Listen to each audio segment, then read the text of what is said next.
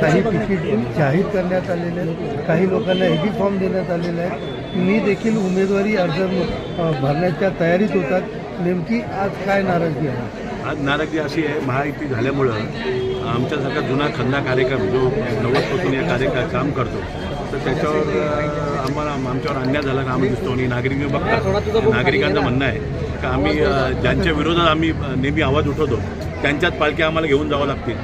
तर त्यामुळं लोक जमल्यात आणि आम्ही आमच्या कार्यकर्त्यांनी आले सगळे, तर त्यांनी मिटिंग घेतली, बाबा आपण काय करा.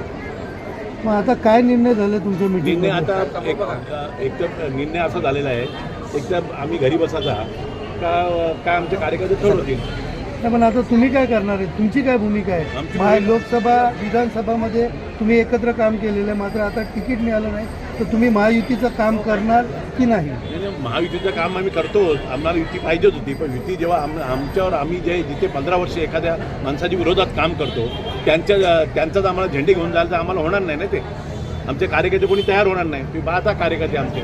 आता तुम्ही काय करणार आहे? आम्ही आता कार्यकर्ते समोर आलेलो आहे, कार्यकर्ते सांगतील तो निर्णय घेऊ. आम्ही पक्ष बदली करणार, अपक्ष उभे राहणार, काय नेमकं तुम्ही विचार कराल? पक्ष बदल करण्याचा विषय येत नाही.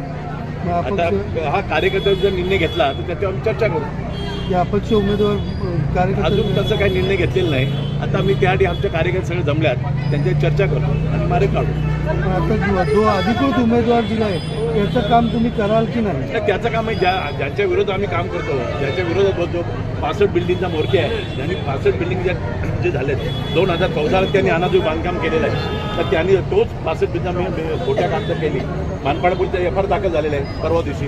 तर त्याच्या आपण काय काम करणार? लोकांना कुठला डोंडा करणार? कोण होतो उमेदवार? काय मंदा टावरे.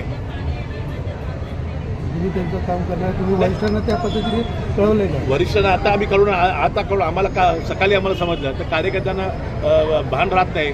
मी गोष्ट झालो ना इलाजन, आम्हाला लोकांना जमा झाले आणि त्याच्यावर आमच्यावर अन्याय होतो. सर भूमिका कधीपर्यंत तुम्ही तुमची स्पष्ट करणार आहात? कारण उद्याचा एकच दिवस अर्ज भरण्यासाठी राहिलाय. उद्याचा लास्टचा दिवस आहे ना, उद्या सकाळी लास्टचा दिवस आहे भूमिका स्पष्ट करायचा. तुम्ही तुमची भूमिका कधी स्पष्ट कराल? आता आमचे कार्यकर्ते त्यांच्या चर्चा करून त्या निर्णय घेऊन टाकू लगेच तात्काळ.